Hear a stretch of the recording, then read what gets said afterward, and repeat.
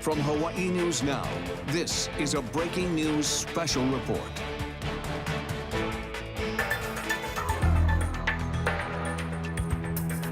And welcome back on this Sunday afternoon. Our wall-to-wall coverage of Hurricane Douglas continues. And we've got it covered with Ben Gutierrez and Jen Robbins, who are monitoring the storm.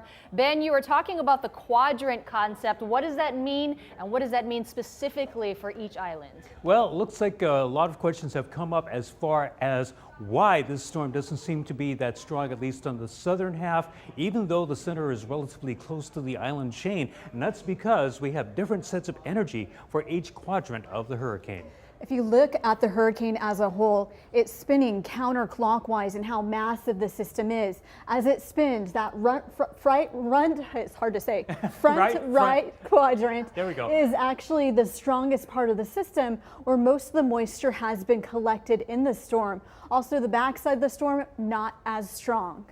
Yeah, as you can see, even though the center appears to be right here, you can see where most of the heavy weather is off to the north. We're not really seeing as much. We're seeing a lot of clouds, which show up as the red on satellite, but not as much. You can see just how tight this is as far as the amount of moisture compared with where the center is. And you can also see some of these thunderstorms that have been firing up just off to the north. And that means that even though the center is relatively close to us at 45 miles per hour from Kahului and even closer for Molokai and at least right now for Oahu, it's getting a little bit closer. The effects aren't as strong, but you know, if we were in here, we'd be in a world of hurt right now.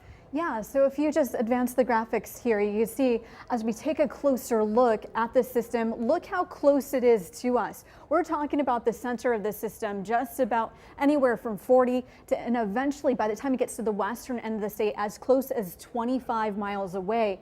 And then it's that front right quadrant, that's the danger zone that we're seeing. We also see in the left quadrant some of the thunderstorms that could fire up, and that's exactly what we're seeing. But then as far as the weaker side of the storm, that's the side that we're on, the drier side of the back side of the storm. Now that we're seeing that over on Maui side, eventually as this makes a fetch more towards the north and it continues to pull towards the north, if that were to wiggle ever so slightly on a southern track, that's when you could start seeing these outer bands reach the islands. But fortunately for us, it's been staying over the ocean for the most part today. Yeah, it's still only about 40 miles off the ocean right now, so any even small deviation in this could bring this quadrant, and again, it's this half of the hurricane that's going to be the most dangerous for us. And again, if we were just a little bit closer than that, and there's still the slight possibility that we could have that, we will definitely be still in the line of sight. And even as it continues, some of this energy may still be able to make it over to the island of Kauai. So we'll have a deeper dig into what's going on with Douglas. In the meantime, back over to the desk and Lynn and Mahea. All right, the hurricane does wobble. Thank you for keeping an eye on it, Ben and Jen. And we're going to go back to Mark Carpenter in Laie. Mark, earlier we had some problems with your audio. I think that we've got it